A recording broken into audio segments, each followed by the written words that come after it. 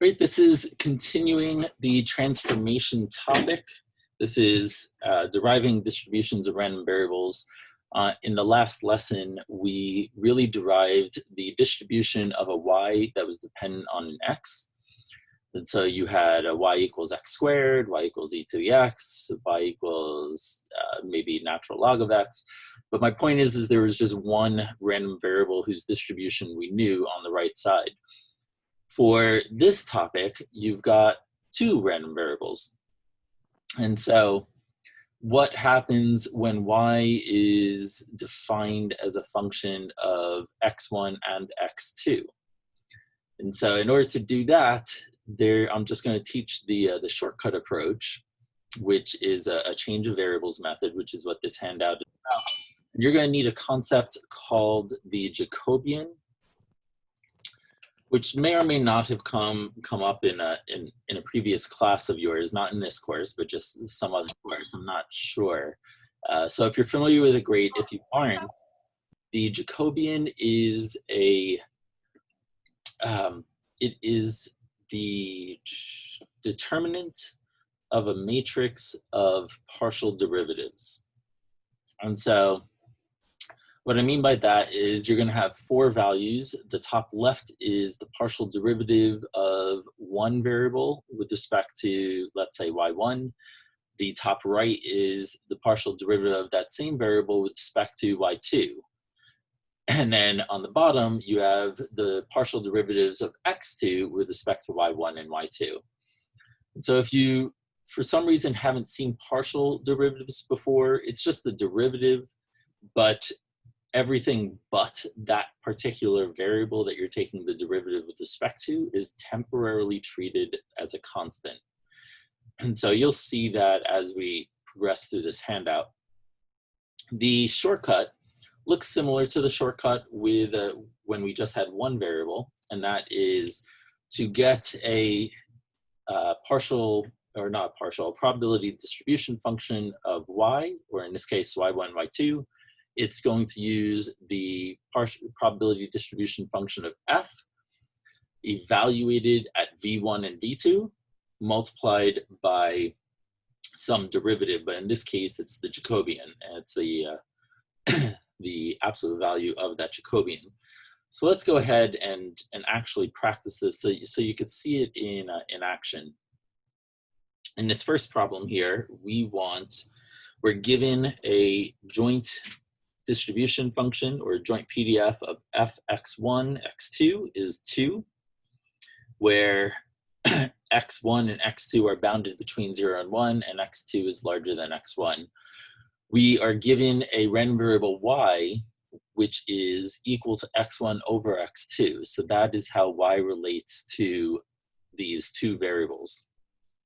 And the distribution, or the joint distribution of x1 and x2, is what I had said initially, which is f of x1, x2 equals 2. So we have the distribution, or the joint distribution of those two variables. In part A, we want to find the joint PDF of y and some variable w. Now in practice, w usually isn't given. It's one that you would have to create and choose what variable it's equal to. But for starting this handout, I'm just giving it to you. So I'm saying let w be a new random variable that equals x2. So what do? We need to solve for x1 and x2 now. So x1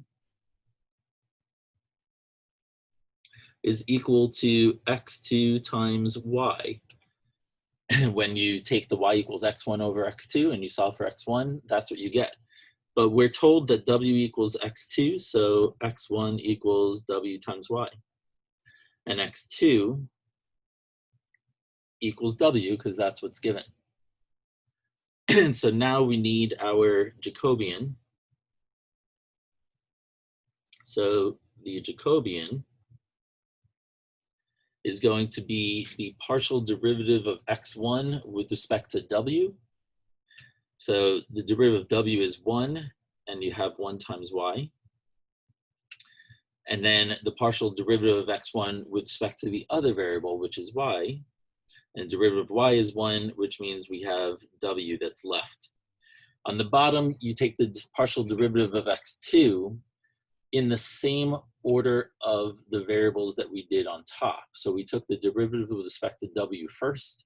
So the partial of x2 with respect to w is 1, and the partial derivative of x2 with respect to y, which there isn't any, so w is treated like a constant, and the derivative of a constant is 0.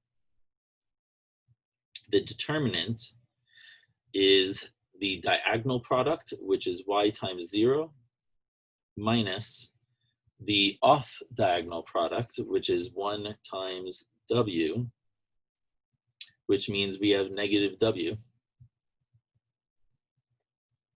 So that's our Jacobian. Wait, can you repeat how to do the Jacobian again? Sure. I followed what I have right up on top here. So this y came from the partial derivative of x1 with respect to w, which means anything but w is treated like constant. So you have a w times y, and the derivative of that with respect to w is y. Just like if it were 2 times w, the derivative of that would be 2. And then the next term is the partial of x1 with respect to y. So in that case, w is treated like constant, and the derivative of y is 1. And on the bottom, you have the same order, but with respect to the partial derivative of x2.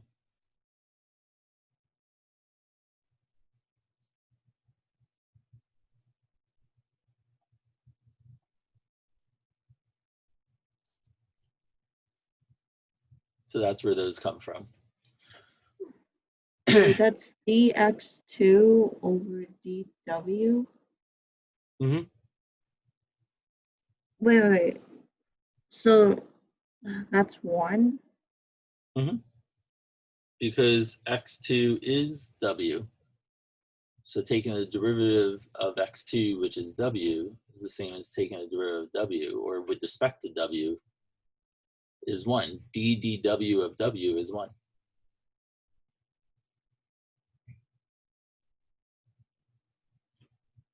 And then dx2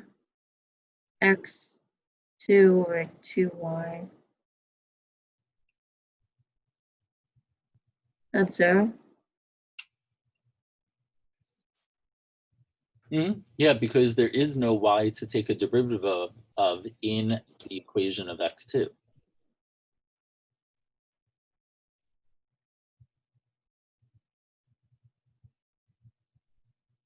No y to take the derivative of? Mm-hmm. Do you see that? You sound like you don't.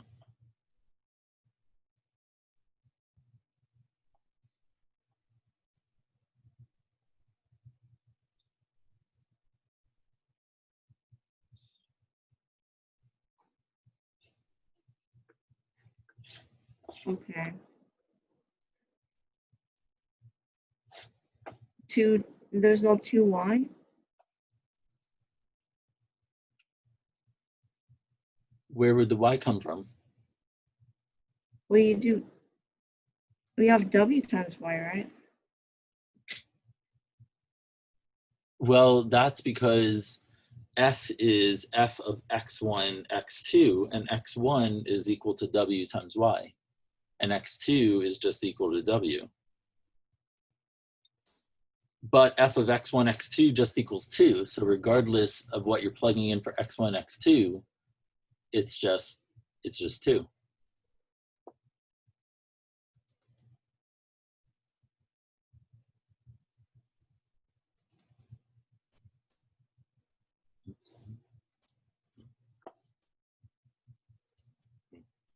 That's not y2. We said it was 2y. 2y. Where are you looking? If you look up on the table, it says y2 on the bottom.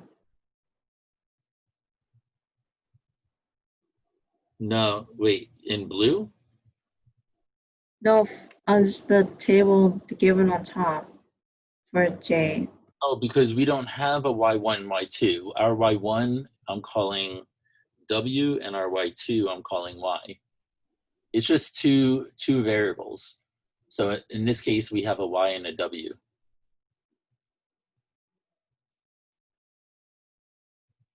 Why is it 2y in the bottom? Where? In blue for That's 0? not two, that's a partial, Sydney. A partial derivative. It's really small, but it's just a partial derivative notation.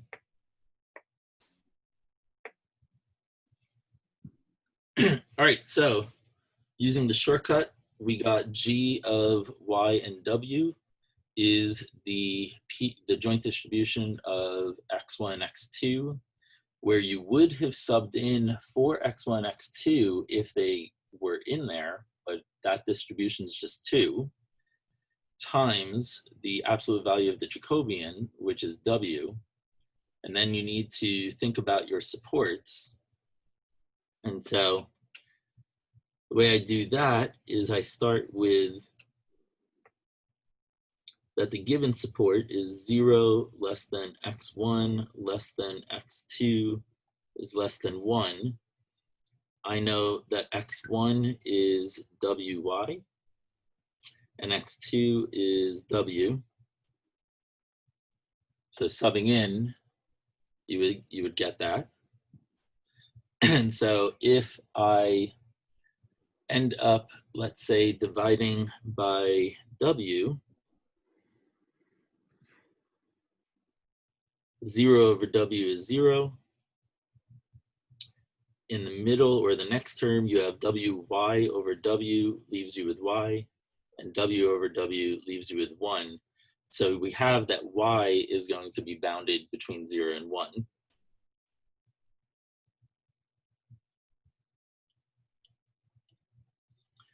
But w's in here also, so we need to figure out what is the support of w. And so w, I'm looking over here, I know w is bounded above by 1, and then I need to think, okay, well, on the left, I know that if y is at its max of 1, that's w, so that's not a greater than, w is w, but at its smallest, y is 0, so that's going to be 0. So in this case, they both have the exact same supports, which isn't a requirement, it just happens to work out for this problem. So here is our joint distribution of y and w, and the two supports of y and w. Wait, why are you doing g of y comma w, and like, how did you get that 2y? Oh, just the equation. Yeah, that's the shortcut. And I did it of y and w because that's what A is asking for. It says find the joint PDF of y and w. So that's what I did. In part B, Wait, you multiply by negative w.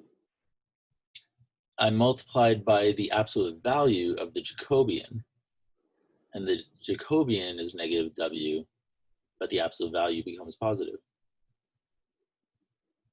How does that get 2w?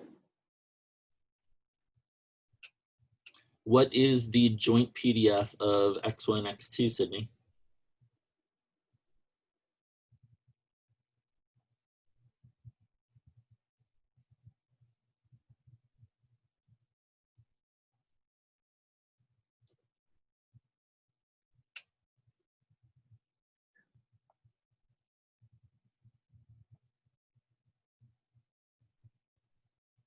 Wait, what do you mean?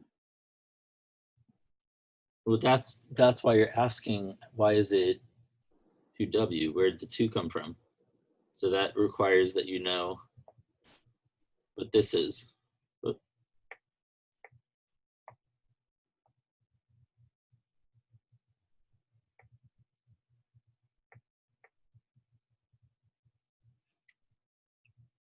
So you have to use the joint distribution, the f function, which was given as 2 for this problem.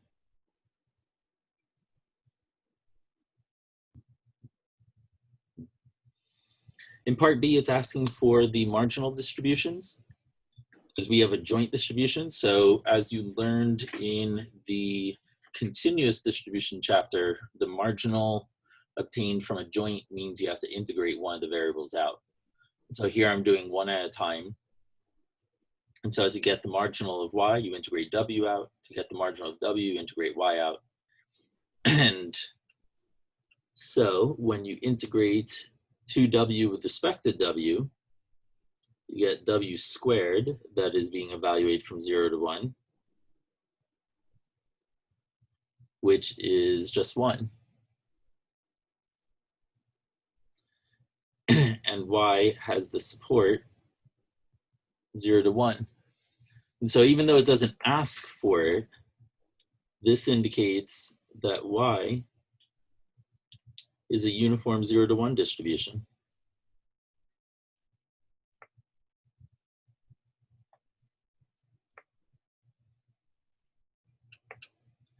The marginal of w is integrating 2w with respect to y.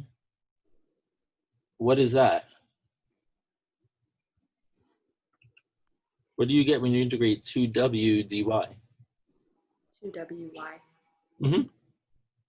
Yep, 2wy. And remember, you're evaluating y from 0 to 1, which means you're left with 2w.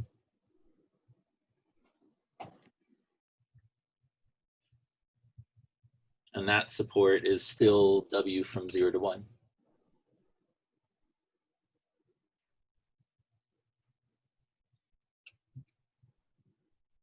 So those are our marginal distributions.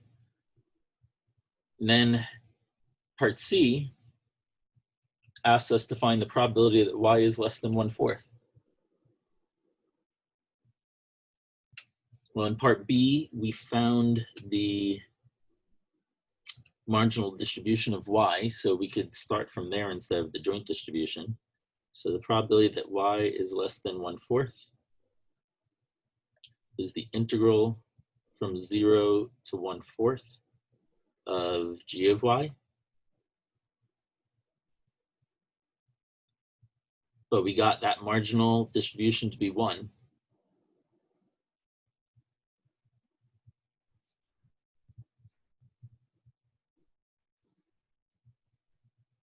Which means that this probability or area is 1/4.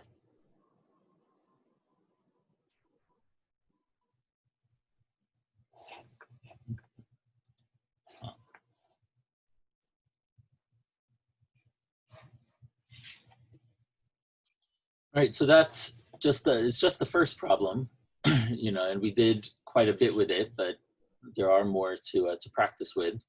So let's continue on to the second problem here.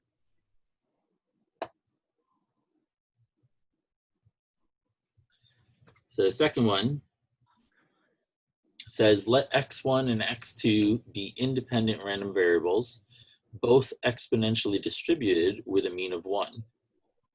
Determine the joint distribution of y1 and y2 if y1 is x1 minus x2 and y2 is x1 plus x2.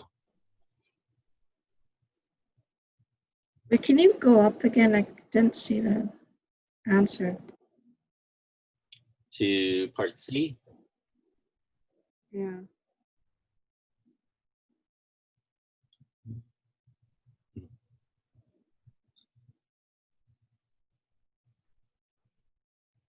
Wait, it's not 2W for that? Look back at part B. Oh, okay. Can I scroll down? Uh-huh.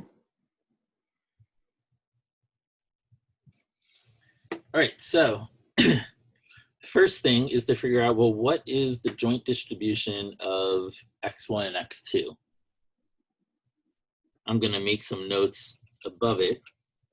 So we know that f of x1 is e to the negative x1.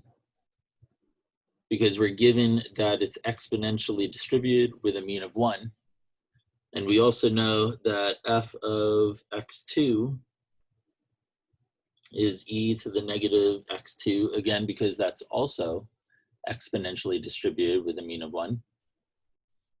And we know that they're independent, because that's given. What does that mean? What is f of x1, x2 equal to if x1 and x2 are independent? E to the negative x1 times e to the negative x2. Mm-hmm. Yeah, so if independent, then the joint is equal to the product of the marginals,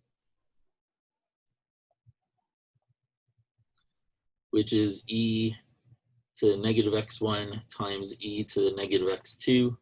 I'm going to write this as e to the negative x1 plus x2.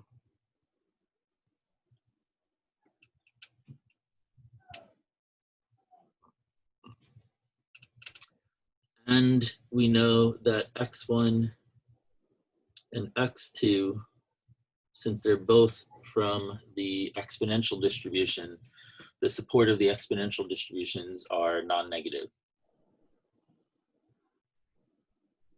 So all of that is essentially given. You just had to deduce it from what that first sentence says. Now we need to find the joint distribution of y1 and y2, which means we need to solve for x1 and x2. There's a variety of ways that you could do that. I think the easiest is to add y1 and y2.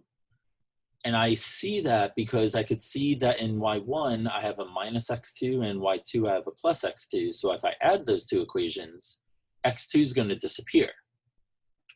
And so I've got y1 equals x1 minus x2. y2 is given as x1 plus x2. If you add these equations, you get y1 plus y2 equals 2x1s, and the x2s cancel out. Remember, our goal is to solve for x1, x2 right now, so this means that x1 is y1 plus y2 over 2.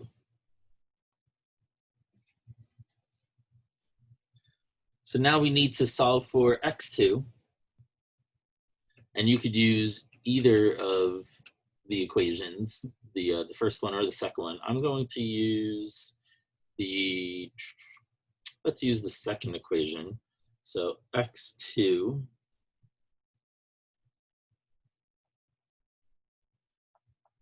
equals y2 minus x1. And we just solved for x1, so this is y2 minus y1 plus y2 over 2. Which, if I put this in a common denominator, I've got 2 y2s minus y1 plus y2.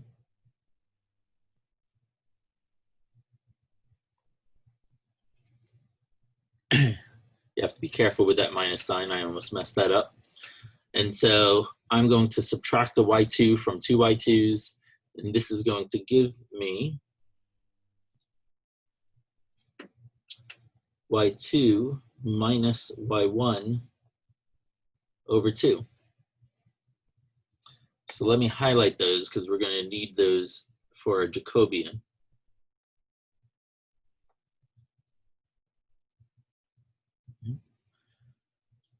So these are our x1s and x2s, which you could think of as the v1 and v2 functions. Now we're ready to find our Jacobian.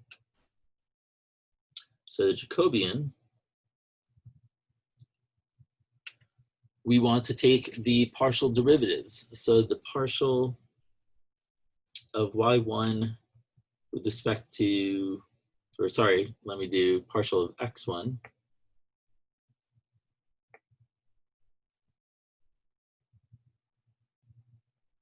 with respect to y1 is going to be 1/2. The partial derivative of x1 with respect to y2 is also 1/2. And then you need the partial derivatives of x2 with respect to y1 and also with respect to y2.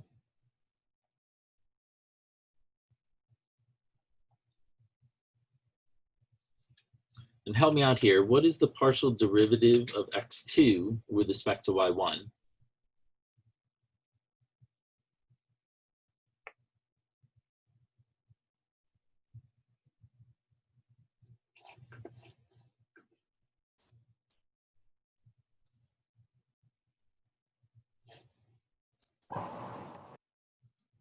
Zero?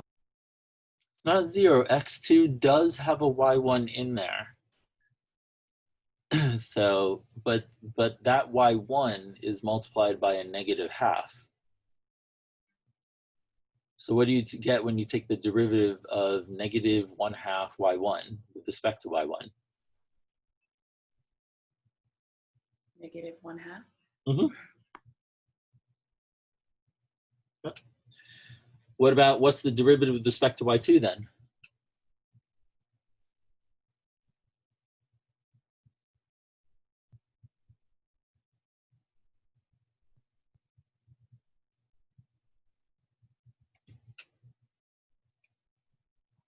+1/2. Mm-hmm. Positive 1/2.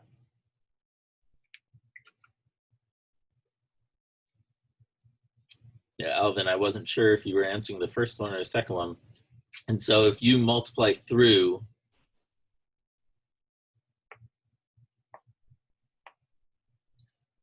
you would have 1/2 y2 minus 1/2 y1. So when you take the derivative with respect to y1, y2 is constant.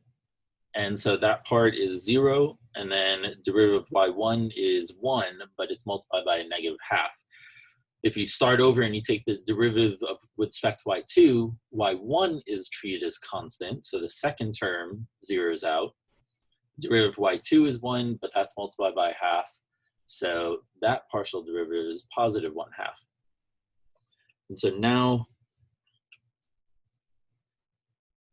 we, again, we get the determinant. So again, you take the product of the diagonal, so that's 1/2 times 1/2 is 1/4, minus the product of the off diagonal, which is -1/2 times 1/2, which is -1/4. So this is going to be 1/4 plus 1/4, which is 1/2. So that's already positive. You don't actually have to take the absolute value, but if you had switched the order that you did partial derivatives, you would have gotten a -1/2. And so you'd have to make sure you use the absolute value of that. And so now we're ready to get g of y1, y2.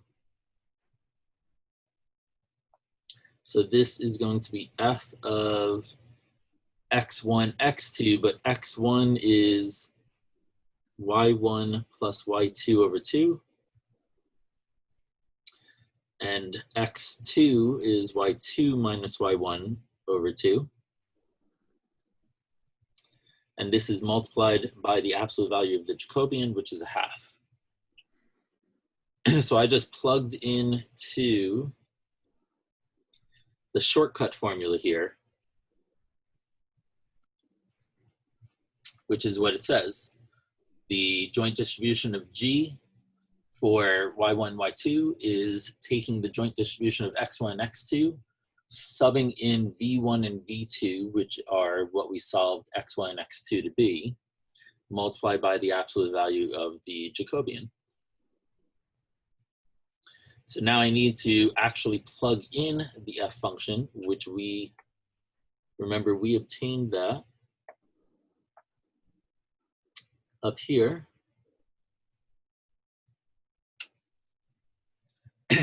And I am going to add x1 plus x2.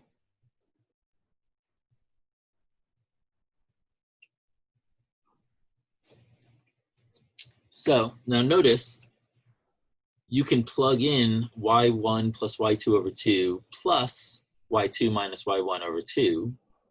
But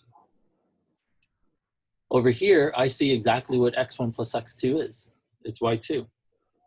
And so I see pretty quickly that this is going to be 1/2.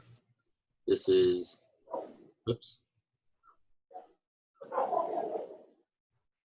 That's that 1/2 times the exponential of negative, and then x1 plus x2 is y2.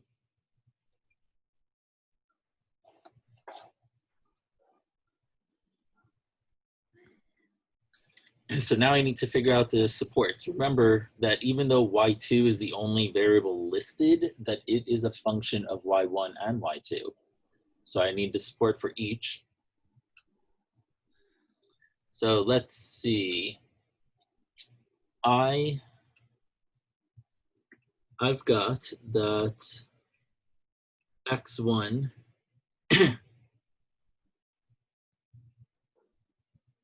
we know that, I'm trying to think of where to write this. x1 has to be greater than or equal to 0 because that's the support of the exponential, and x1 is y1 plus y2 over 2 must be greater than or equal to 0, which implies that y1 has to be greater than or equal to y2. So if you multiply 2, you get 0 times 2 on the right, and then if you subtract, sorry, that should be a minus sign. Well, how do you know that's greater than or equal to 0? I know that because I have my distributions memorized.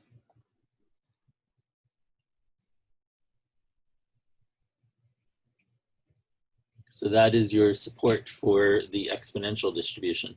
Remember, this table is available to you on Lilima if you haven't printed it or looked at it yet.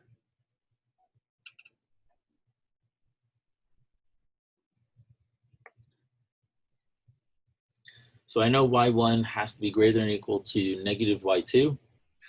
And now I'm going to look at x2, which is y2 minus y1 over 2. And this also must be greater than or equal to 0 because x2 is exponentially distributed, and that is the support. And if you solve for y2 here, y2 must be greater than or equal to positive y1.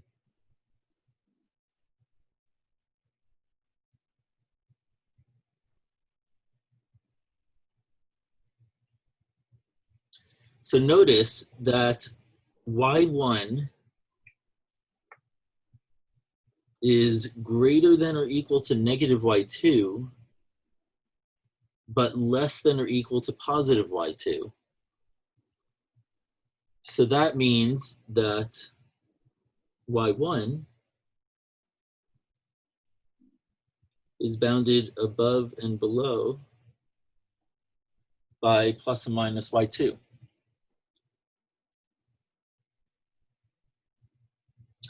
Which leaves y2. Remember, both of those had to go from 0 to infinity. And so y2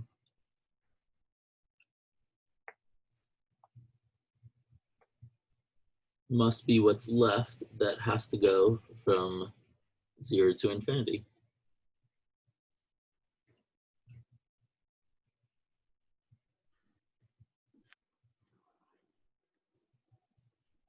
It's usually determining supports that are the challenging part for students. But I still don't understand the J part and all the Jacobian part. Yeah, that'll take practice, Sydney. You just have to take derivatives of one variable at a time, but make sure that the order that you do it in the first row is the same order you do it in the second row.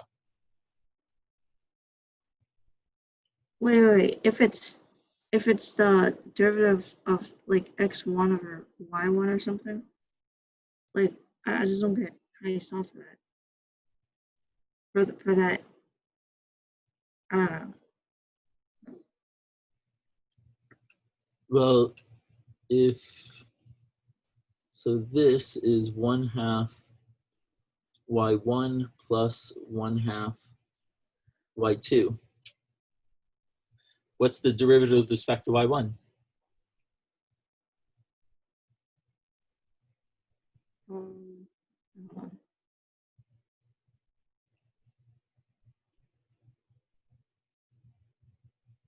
Sydney? With respect to 1, With respect to y1, what's the derivative of this term that I underlined in red? well, that's like the variable, right? So it's just a half plus, What's the derivative plus 1/2 term? by 2. What's the derivative of this second term with respect to y1? Wait, like is y2 a constant? It's being treated like that because we are only focusing on y1 at this point in the top right part of the Jacobian. Y1 is what we're taking the derivative of. So like I said, everything else is temporarily a constant. Oh, so it's 0? Mm-hmm. And then for the top right of the Jacobian, you're looking at that same equation, and now you're focusing on y2. So everything else is treated like a constant. So the derivative of the first term is 0 because it's 1/2 y1. There's no y2 there. And the derivative of the second term is what, Sydney? Wait, oh, sorry, I wasn't looking. What's the derivative of the second term with respect to y2? Oh, it's 1/2. There you go. Oh. All right, so now in problem 3, we're just getting more practice and you're being exposed to a new distribution, which is on, I believe it's on your handout. Let me take a look again. Yeah, so on this table, there is a distribution called the beta distribution, which hasn't come up until right now. And we are about to derive it.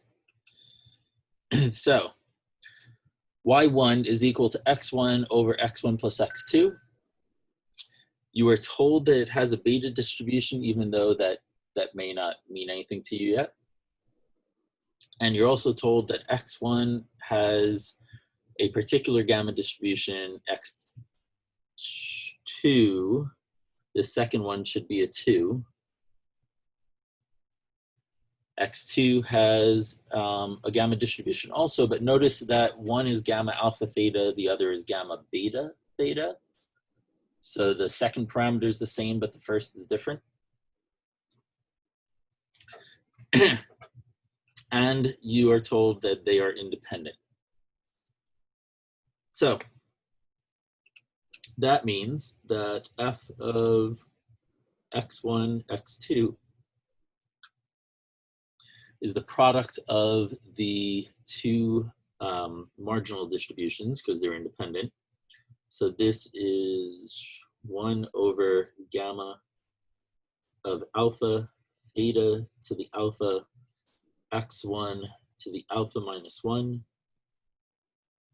e to the negative x1 over theta times 1 over gamma of beta to the, theta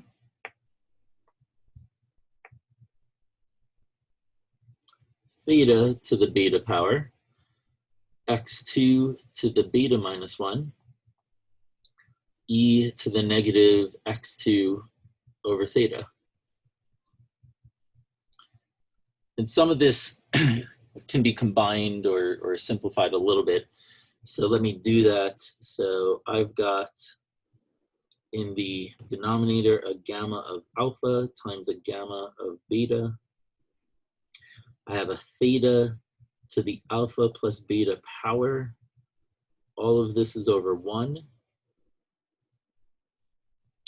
I've got x1 to alpha minus 1 and x2 to beta minus 1.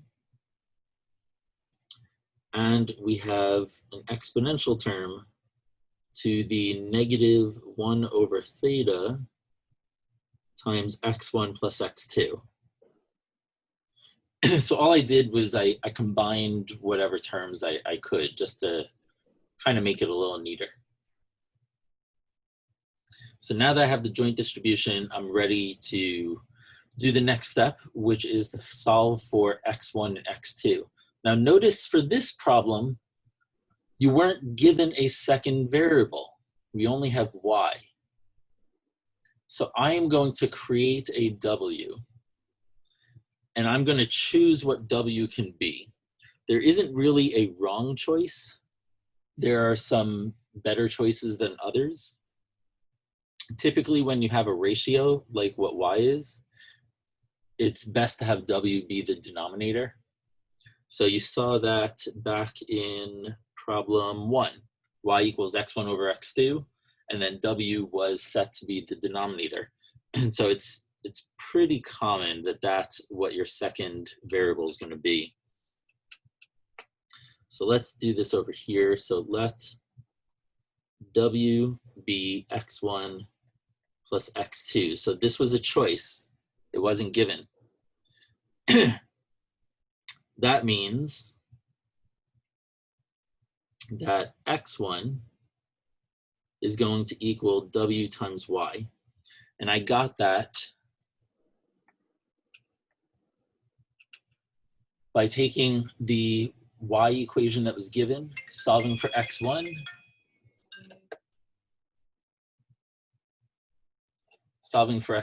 and I notice x1 equals y times x1 plus x2, but like I just said, x1 plus x2 we are setting to be w. So that's how I saw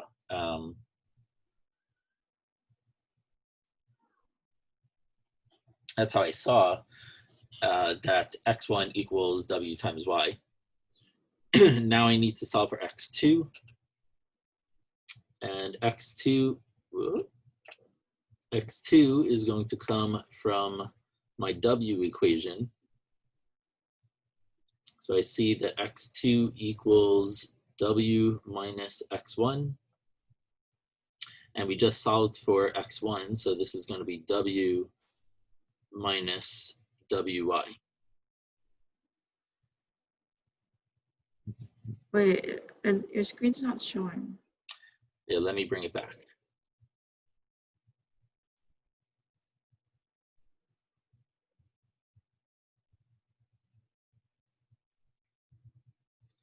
That phone call kicked me out. Hold on.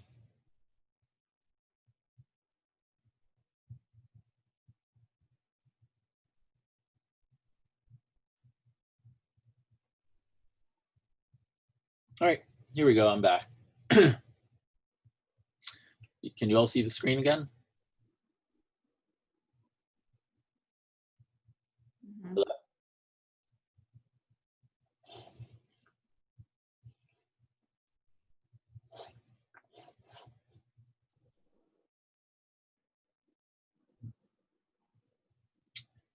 All right, so we are continuing with problem 3 here. Again, we had defined a new variable, w, to be the denominator of the ratio of y equals x1 over x1 plus x2, so w is the bottom.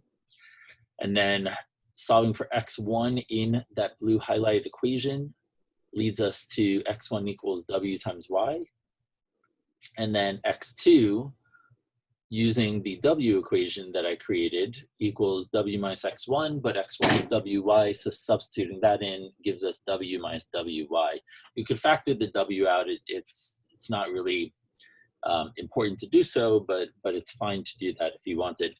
Now that we have solved for x1, x2 in terms of 2 other variables, which is another reason why I needed to create a w variable, now we could get our Jacobian.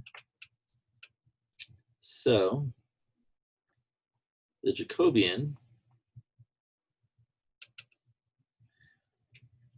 equals, well, you know what?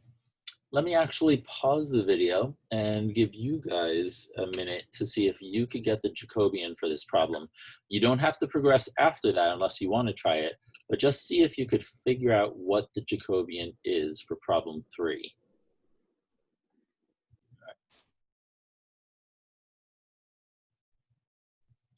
All right, so let me just reiterate where we came from for continuity's sake.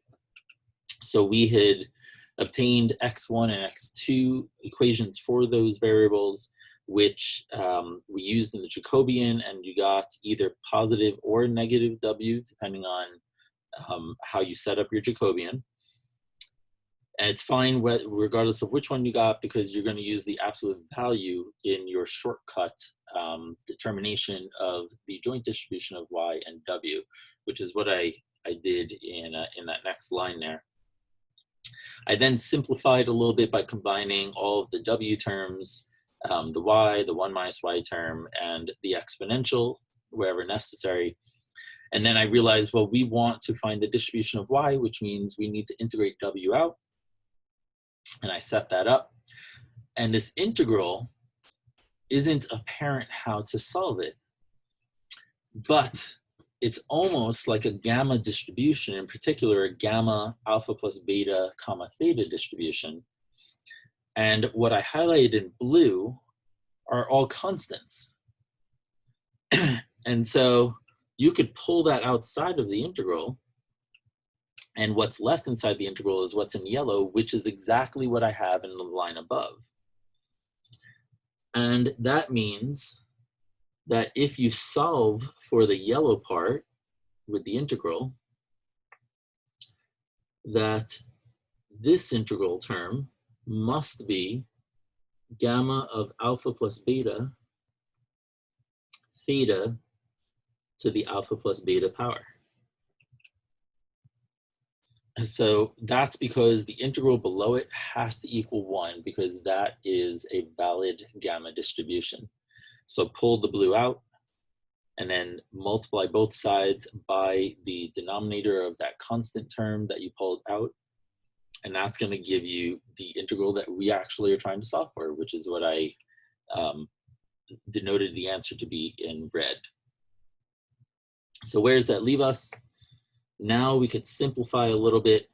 You could see that there is a theta to the alpha plus beta on top here, which will cancel out with the theta alpha plus beta in the denominator there.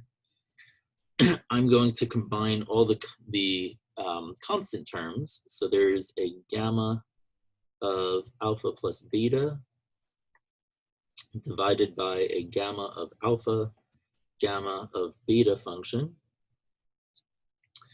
And then you have y to the alpha minus 1 times 1 minus y to the beta minus 1. And that is what's left. So then you go back and you look at, all right, so x1 and x2 both have gamma distributions. And we're left with y. And so this must also have the same support of being between 0 and infinity.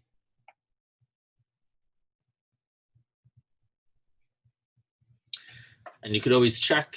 And so let me go back to our favorite table. And we have our gamma alpha plus beta on top over gamma alpha, gamma beta on bottom. You have a variable, which is y for us, to the alpha minus 1, a 1 minus y to the beta minus 1. And, oh, let's actually check our support, because I did not write it correctly. So let's figure it out. So we know that x1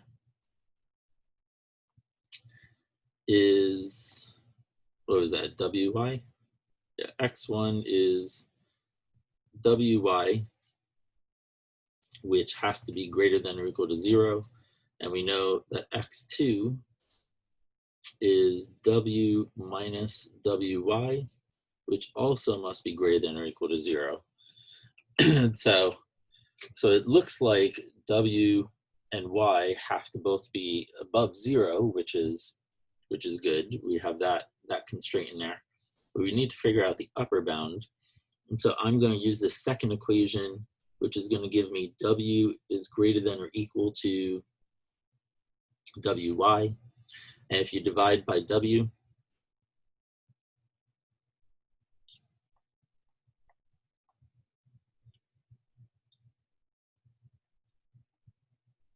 you've got Y is less than 1.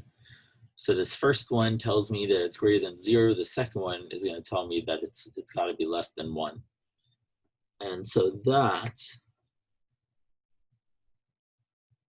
is the correct support. I apologize for rushing it earlier.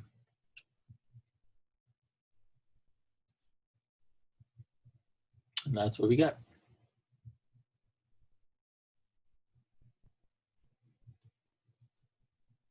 All right, there's only one problem left on this handout.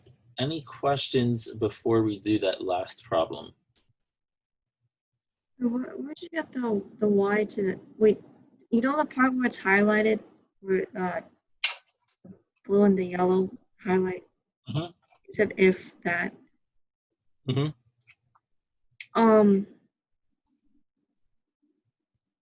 But why is it 0 to infinity? Because Is that's that because like the gamma is 0? Mhm. And then did you, after you did the if part, did you go back up and write the answer? Up like, well, that's what so this part, like this whole aspect is what helped me figure out what this integral is.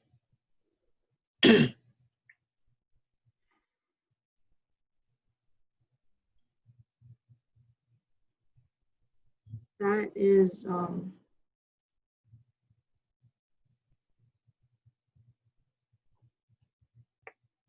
wait, that,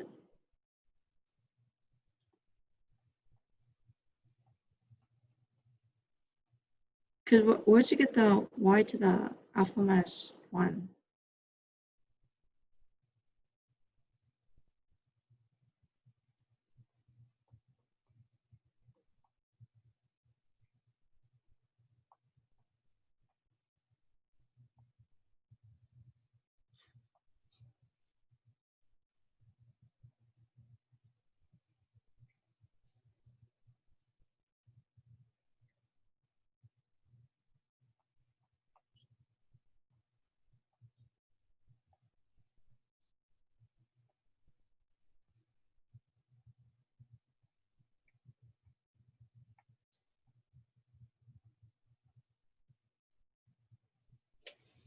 So that is essentially what I did. Is that what you're asking for? No, Alvin, I was just writing, so my mic was on. Are you able to hear me now? All right, great. Wait,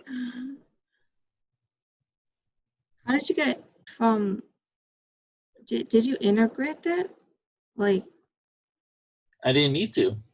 I used this trick, and the trick is I know that that integral has to be 1. I know that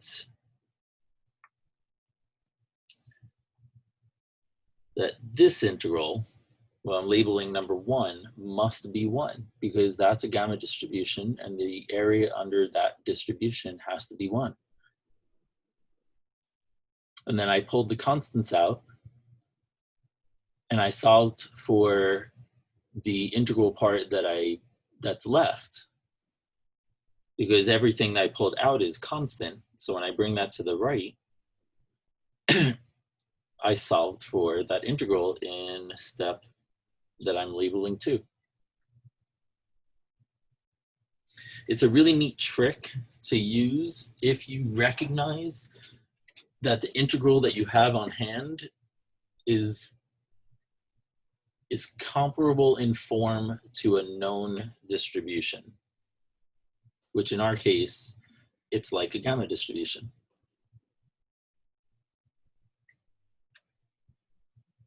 Wait, W to the K plus beta minus 1? That's not a K, that's an alpha. It's the same thing I've been writing. Alpha. Oh. Yeah.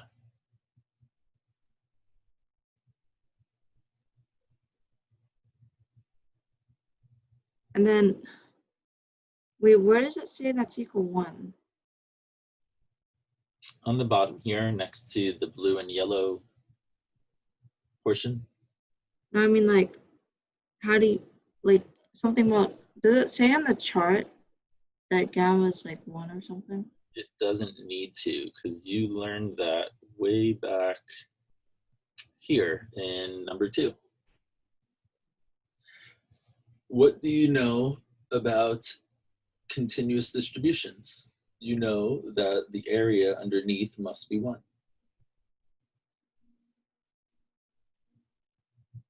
It all has to flow. There's a reason for all of the details. So it wasn't my favorite number. It's because that's it's a gamma distribution. So if I'm going to use the word distribution with it, then the area underneath must be 1 or 100%.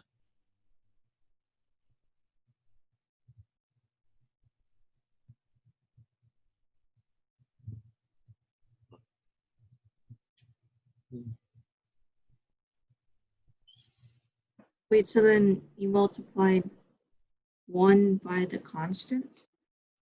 Oh, sorry. Wait.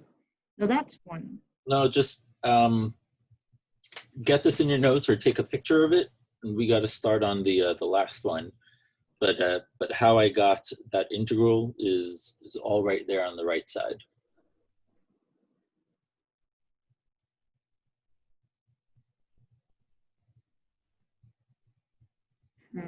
Let me know when you copied it down. All right. Got it? All right. All right, so this next one is another derivation of a well-known statistical distribution. This is called the F distribution, which is another ratio. In this case, it's a ratio of 2 chi-square variables. U and V are both chi-square with different degrees of freedom. One has R1 degrees of freedom, one has R2. And U and V are independent. And so we want to derive the distribution of F. That is our task here. All right, so we're going through a lot of the same thought process. So first you need to figure out the joint distribution of U and V. Being that they're chi-square, we know that F, let me go back to a nicer color. F of U comma V for independent chi-square distributions is the product of those distributions. So chi-square is a special case of gamma. So this is gamma of R1 over 2, 2 to the R1 over 2 power, U to the R1 over 2 minus 1, E to the negative U over 2. That's the distribution of U. Distribution of V is 1 over gamma of R2 over 2, 2 to the R2 over 2 power, V to the R2 over 2 minus 1, E to the negative V over 2. So I'm going to combine some terms and just organize this a little better.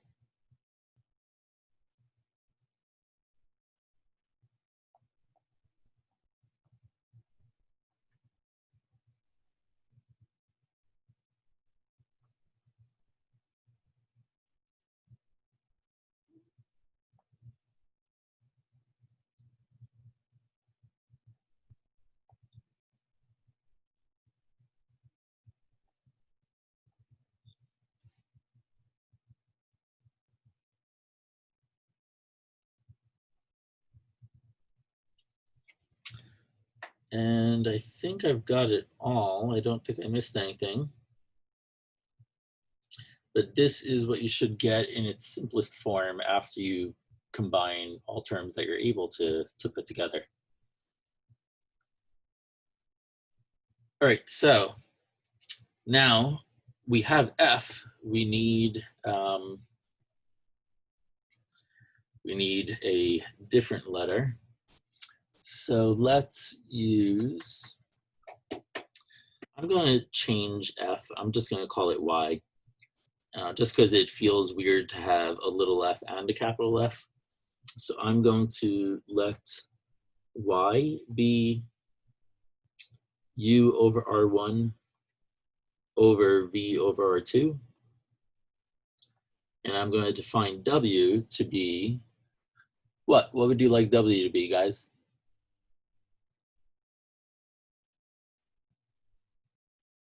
V over R2 is a great option, Miku. So let's do that. Which means that U is equal to, let's see, R1 over R2 Y times V. And since V over R2 is W, this is the same as R1 W Y. And V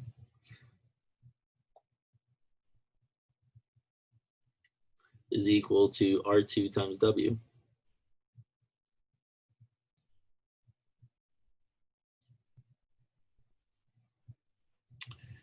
Which means we want to get our Jacobian. So I'm going to pause the video again, give you another opportunity to get the Jacobian here.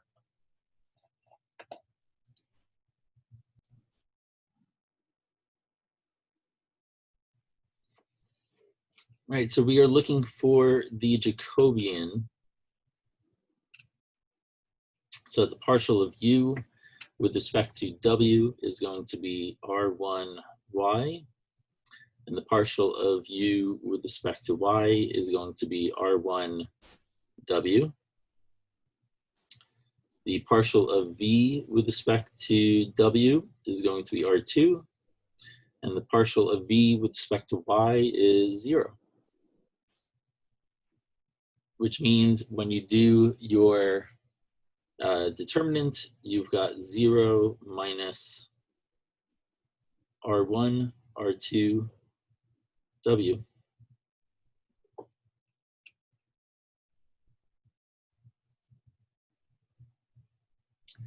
Tim, where were you off? I'm not really sure what you meant when you said I got Y. You got the answer is Y, or you got part of the Jacobian?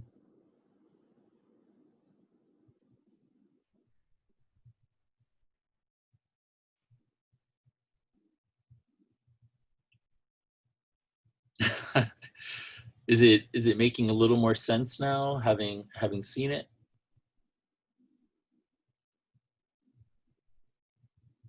Okay, good. Yeah, hopefully it's seeming easier than you guys are. You know, if you didn't get the answer, hopefully you're like, oh, okay, that wasn't so bad. I find students tend to make things harder than they need to be.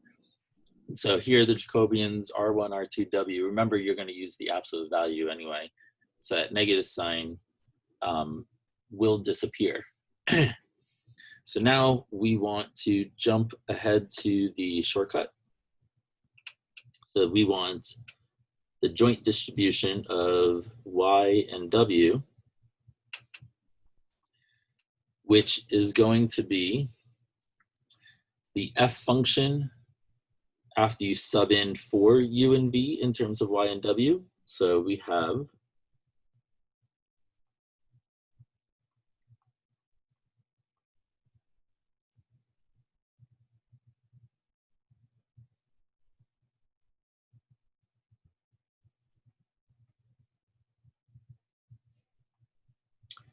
the same constant stuff up front. And then U is R1WY to the R1 over 2 minus 1 power. V is R2W to the R2 over 2 minus 1 power. And E is to the power negative U plus V, which in this case doesn't actually come out nice. So U plus V, this is W. I'm factoring out a W, and I get R1Y plus R2. So that's U plus V over 2. And you multiply by the absolute value of the Jacobian, which is R1, R2, W.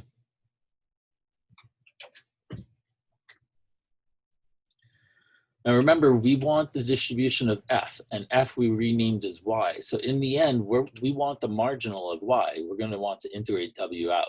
So for that reason, I want to simplify this and separate all of my W terms that happen to be connected with an R1, R2, or Y. So I want to combine those wherever possible. So I'm going to rewrite this as, let's see,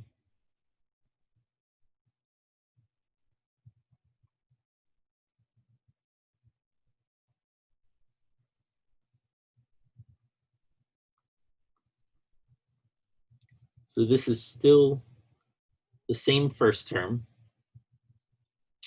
I'm going to get an R1 to the R1 over 2 minus 1 power from the first parentheses. If I multiply that by the R1 in the Jacobian part, there's going to be a plus and minus 1. So I just get R1 to the R1 over 2. So I accounted for these two. If I do the same with R2 in the second parentheses, the negative 1 is going to cancel out with the positive 1 in the R2 and the Jacobian portion. So I'm going to have R2 to the R2 over 2 power, which takes care of those terms. And then I have W. So W is going to have R1 over 2 minus 1. It's going to have an R2 over 2 minus 1. So this is going to be R1 plus R2 minus 2. But there's a W to the 1 in the Jacobian term, which is going to add 1 back in. So now I made use of these, and that leaves me with a Y to the R1 over 2 minus 1 power, which I'm throwing in the constant area because, again, I know I'm going to integrate with respect to W in order to get the marginal of Y. So that's why I have it on the left side, that Y term. And then the exponential, I'm going to reformat as e to the negative W divided by 2 over R2 plus R1Y.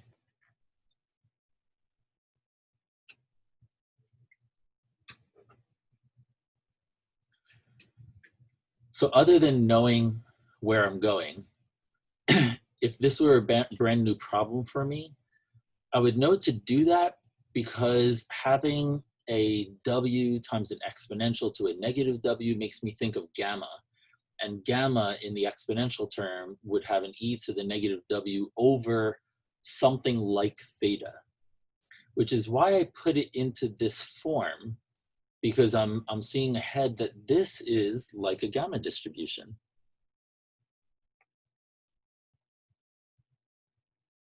Okay, So it's like, in particular, it's like a gamma R1 plus R2 over 2, comma, 2 over R2 plus R1Y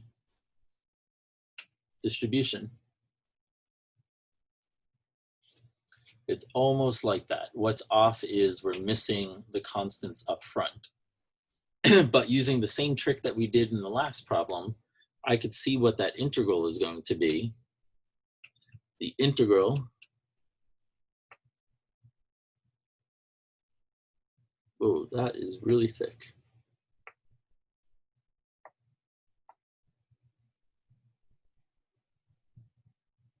The integral from 0 to infinity, because it's gamma distribution, of w to the r1 plus r2 over 2 minus 1, e to the negative w over 2 over r2 plus r1y,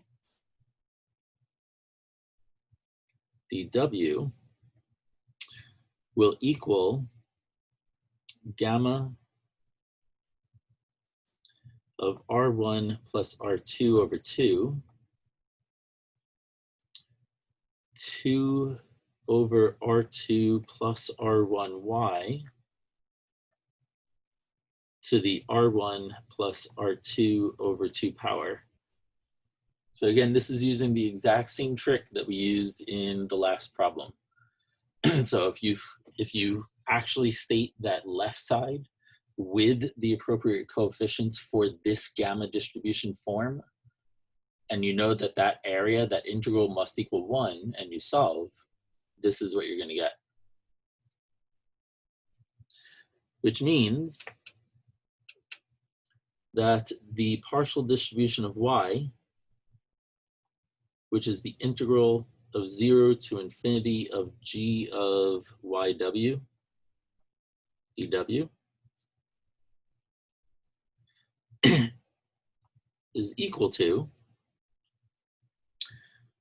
all the stuff that I wrote up front at the top of the page here. So we've got r1 to the r1 over 2, r2 to the r2 over 2, y to the r1 over 2 minus 1, divided by gamma of r1 over 2, gamma of r2 over 2, 2 to the r1 plus r2 over 2, so I just rewrote that, times what that integral is, which I have in green there. This is multiplied by the gamma function of r1 plus r2 over 2. And then we have 2 over r2 plus r1y to the power of r1 plus r2 over 2. So there's no more w because we just integrated that out. So now this is the answer. It's not in its simplest form, and there's some manipulation that could be done, but for all intents and purposes, we have everything that that we need. The constants that are supposed to be there are there. Y is still in there. W has been integrated out. So the rest of the work is really just manipulating it into a form that if you were to call up, a Google search for what is the PDF of an F distribution, you will find the appropriate form. And so what that form is going to look like is, first of all, notice that we have a 2 to the r1 plus r2 over 2 power on top. That's going to cancel out with the 2 to the r1 over plus r2 over 2 power on bottom. Now there's still a 1 here, so that's not going anywhere. So that's the first simplification. The next one is a little harder to see, so let me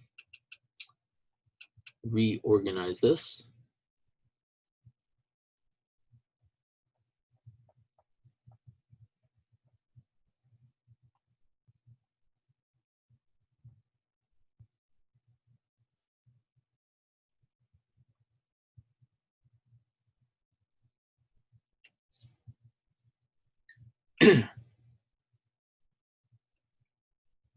Okay, we have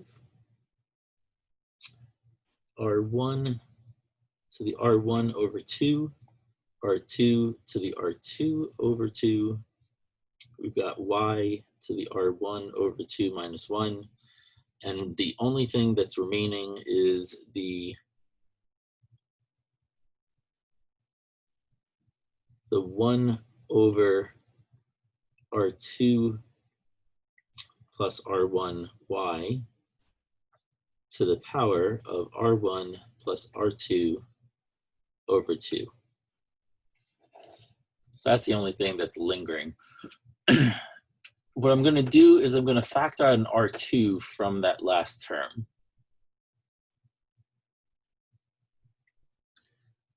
So this is R2, and you're going to have a 1 plus R1 over R2Y.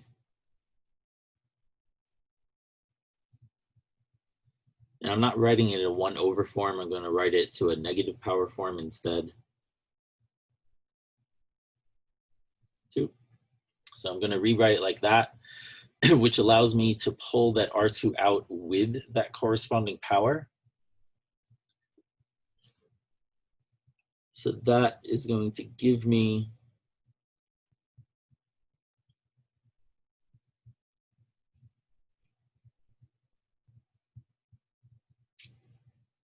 the gamma of R1 plus R2 over 2 divided by gamma R1 over 2, gamma of R2 over 2,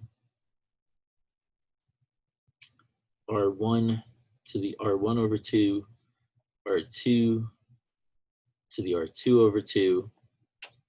When I pull the R2 out from that square bracket, I have an R2 to the negative R1 plus R2 over 2. And I still have a Y to the R1 over 2 minus 1. And now I've got a 1 minus R1 over R2Y to the negative R1 plus R2 over 2. And so then what's next is, as you might see, is to combine these R2 bases. So again, with the same base, when you multiply, you add the powers. And so I've got an R2 minus an R1 minus an R2 all over 2. So this is going to have that cancel out.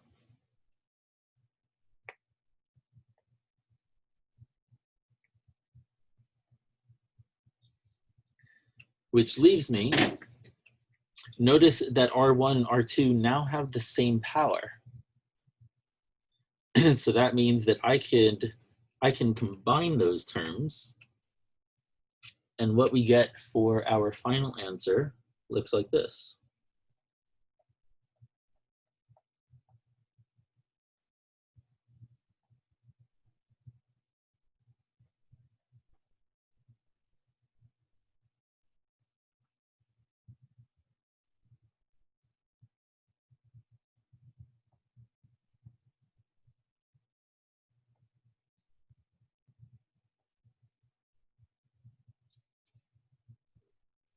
So the R2 gets on bottom because right now it's R2 to the negative R1 over 2, which is 1 over R2 to the positive R1 over 2. So that's why there's an R2 on the bottom, or R1 times 1 over R2. We also have the Y to the R1 over 2 minus 1. And we still have the 1 minus R1 over R2Y to the negative R1 plus R2 over 2 power.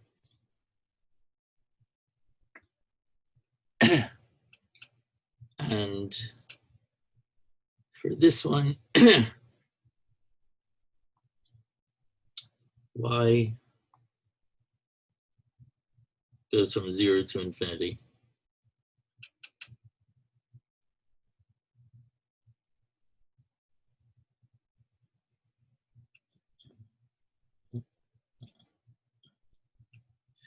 So F distribution is a right skewed distribution. It's non-negative, but that's what it ends up coming out to. So if you were to do a Google search, you should probably find the PDF to be in a form like this.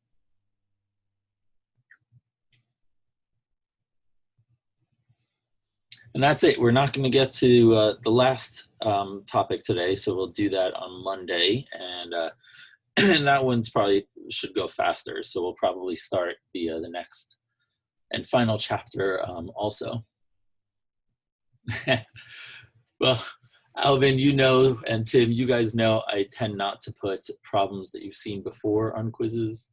So you will have something with transformation, but it's not going to be something that's going to take you, you know, an hour to do. So I don't think I put harder ones on.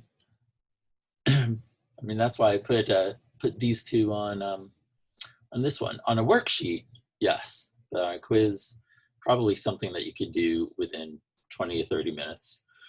All right. Any last questions? There's only 5 minutes left, so. I have 2 questions. They're just kind of like general questions. Okay. So worksheet 5 is not due tomorrow. It's like due next week or something, next Friday. Yeah, because even though they've been visible, I neglected to post a due date for it, and thought I might get yelled at if I suddenly said, "Hey, it's due tomorrow." So, so I did officially schedule it for Monday, and then worksheet 6 is due Friday next week, and then worksheet 7 is due Wednesday the week after. So all 3 of those have been scheduled. I'm not sure if they're all visible, but they've all been scheduled. My other question is, how much more quizzes are there going to be? We've had 7, so I think I'll be able to hit, you know, at least 3 more. Okay. All right. I'm saying That's all. so we may get to 11, but I anticipate at least getting to 10. Can the 11 be like an extra credit quiz? Like, what's your favorite distribution or whatever? Never done that, Tim, but I will contemplate the idea. Let's see how pacing goes. Okay, Were thank those you. questions, or was there a, Yeah, can we have extra credit in this class? unlikely, but Wow. we'll see how things progress. Right now I'm happy with how grades are. What's like the average grade in this class? I'm not sure, but I think it's probably somewhere in the high C, low B range.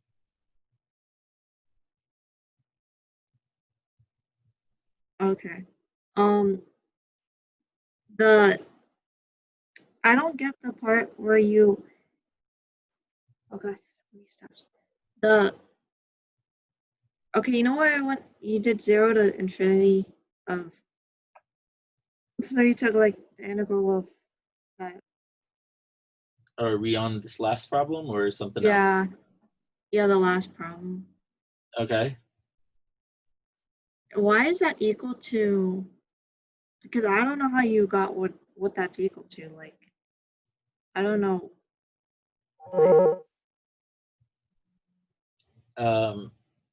How'd I go from the G of Y line to the next line? No, like, so it says 0 to infinity of W to R1 plus R2 over 2. All that stuff. And then it's equal to.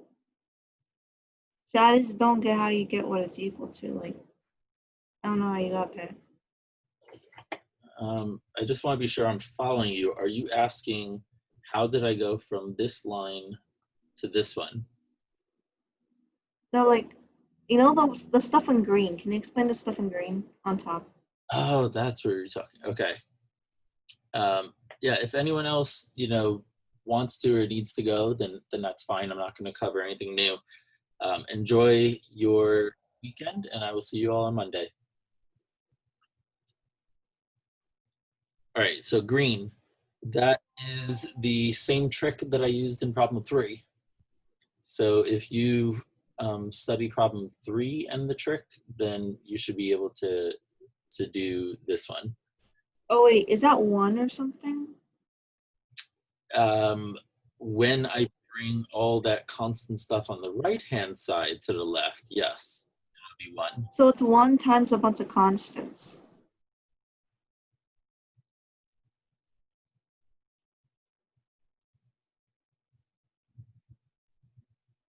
Because like the W to the thing and E to the thing, that's all 1, right? No, But so that's not equal to 1? Like not the so there's some stuff out front, Q, that if I multiply that by this integral, that will equal 1. What that Q is 1 over this stuff.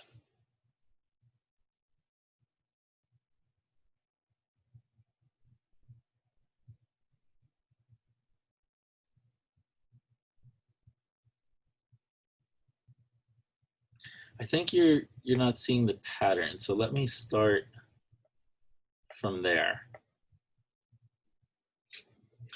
So let's go back to our tables. So the third distribution there is the general gamma distribution, gamma, alpha, theta. Well, how do you know this is gamma? Do you agree with that, Sydney? Gamma? What? Okay, so once you have that, and you realize we want to integrate this green term on the left side, and that is like a gamma where alpha is R1 plus R2 over 2, and theta is 2 over R2 plus R1y. Then what you do is you substitute in to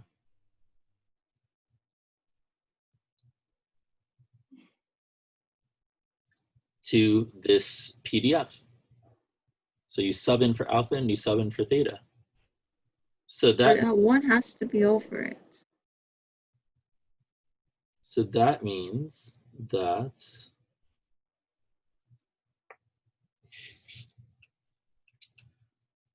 that 1 over gamma of R1 plus R2 over 2 times 2 to the R2 plus R1y. So that's our theta to the R1 plus R2 over 2 power. That's our alpha. Y, no, this is W.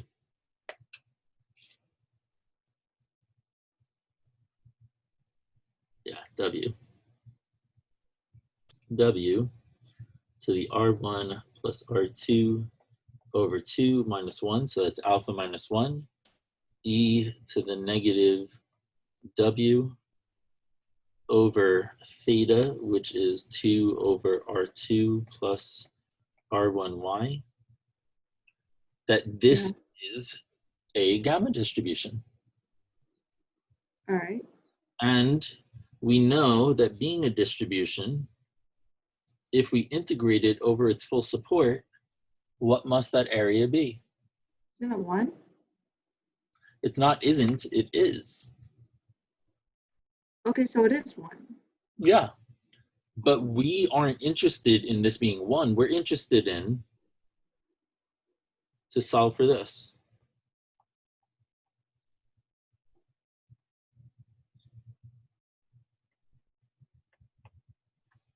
How do you do that?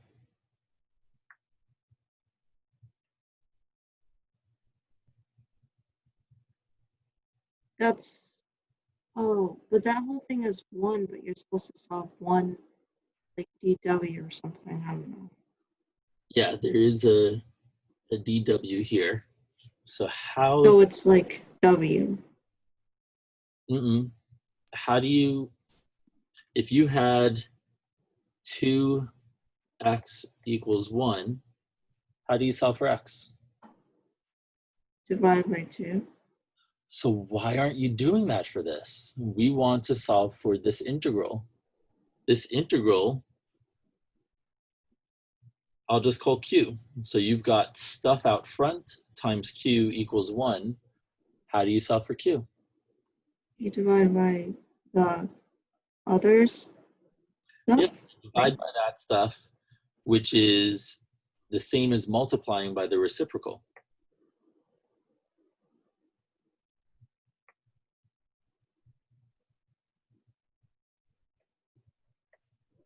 So 1 over that stuff is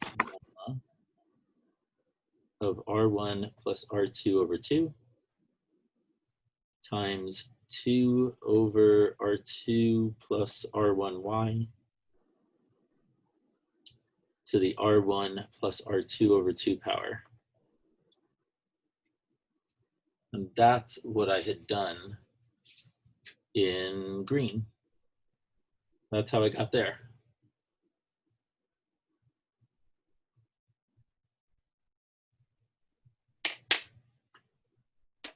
Huh. Right? So it's a really neat trick to keep in mind when you're faced with an integral that you can't necessarily solve because you have these unknown parameters, alpha and beta.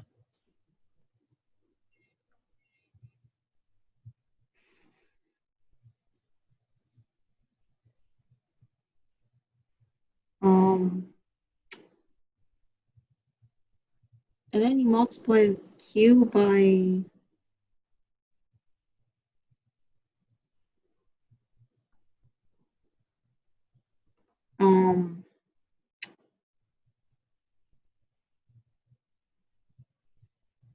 you're multiplying q by something in the next step.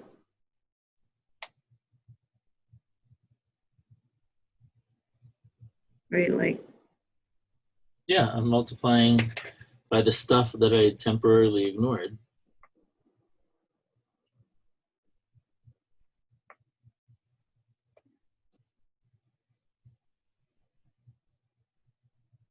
that wasn't a constant. Mm-hmm. At least as far as W is concerned, they're all treated like constant.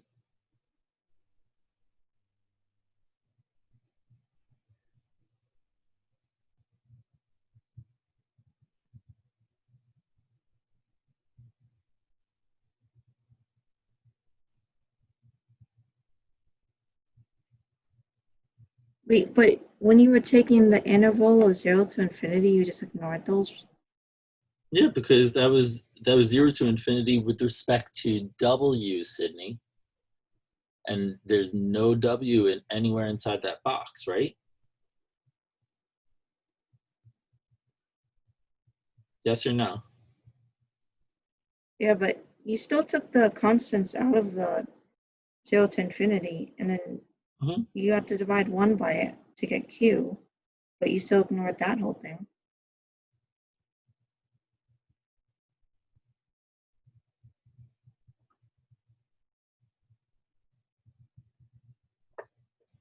What did I ignore? I solved for Q. Yeah, but wait, so q is, you have to do q times all the other. See, that's a, Yeah, because Q is that integral.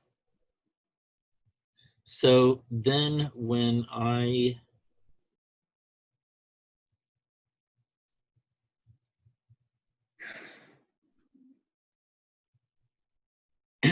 when I got here,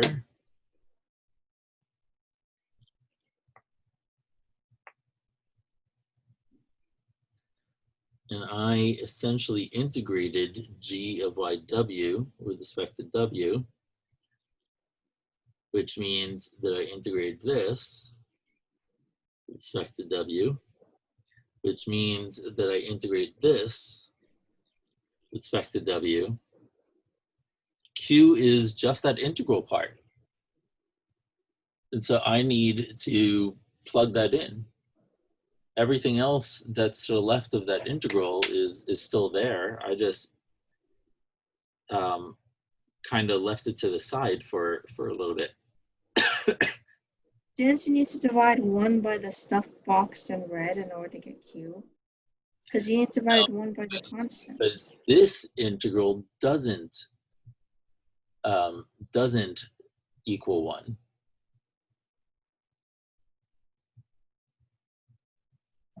There's no reason that this integral has to equal 1. I thought you said it does equal 1, and you had to. No, I said that this top integral in blue has to equal 1. Because that's a gamma distribution.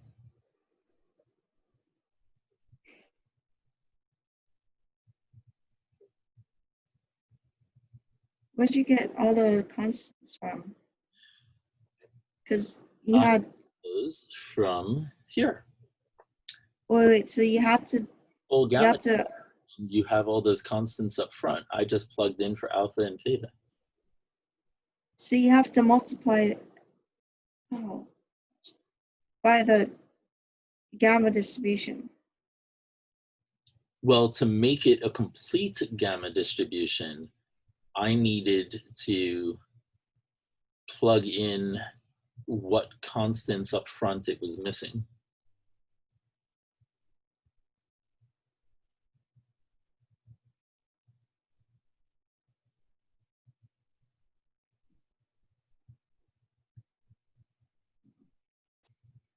Because I know that without that, if I only look at this integral, that integral isn't 1.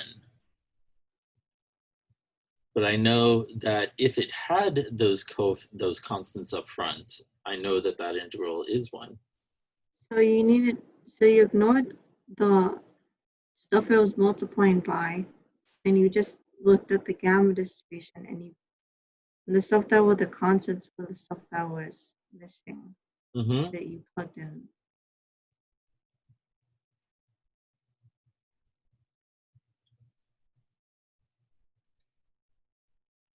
Oh.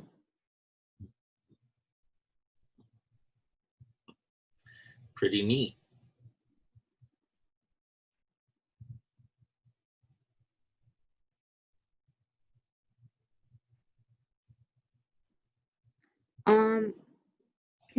I sent you the Wednesday stuff.